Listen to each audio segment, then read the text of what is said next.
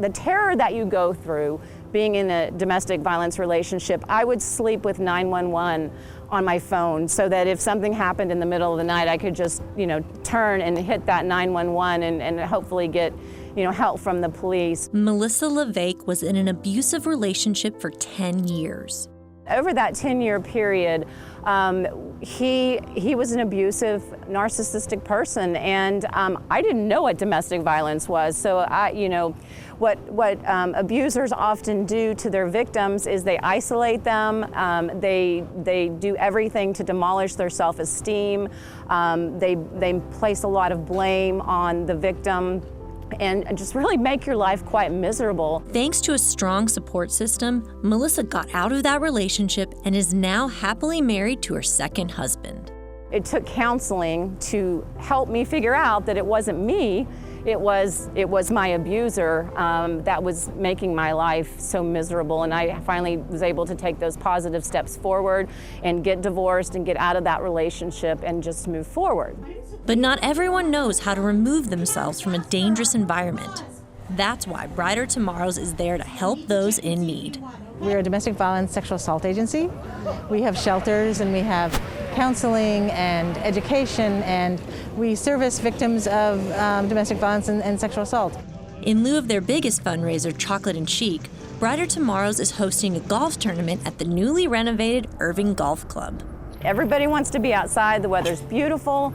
It gives everybody an opportunity to support us and yet still be safe from the COVID pandemic. The community was eager to play and serve. First tournament and it's sold out. Thank you all very, very much. For me to be here and give some support and encouragement to the staff of Brighter Tomorrows as they come out here and try to raise funds, and to encourage those that are here to contribute.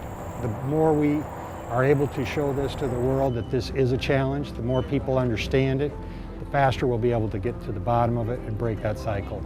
Among those helping to spread awareness is United States of America's Ms. Texas, Crystal White, who is a survivor of childhood domestic violence. I just like to show other people that I'm not just a survivor, I'm a thriver, and they can be as well. I think that the form of abuse that a lot of people have is emotional abuse as well. So they may feel like they're somehow at fault in the situation, or they may not know that there's resources available for help. So educating people to what abuse really is, that they are a victim, and that there are people, and it's growing now. Resources are really growing as the need is growing. So I think more people are reaching out because they're aware that they can. That growth continues with events like the golf tournament. It brings the issue to the forefront of the community. When you have 32 teams of golfers out here, that's touching an awful lot of lives that may not know anything about domestic violence, and it starts to educate the community. And as the community is educated, then they support our efforts.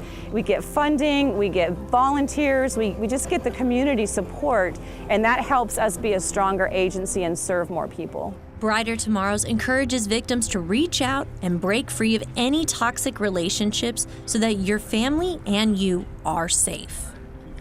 For About Town, this is Susan Stevens.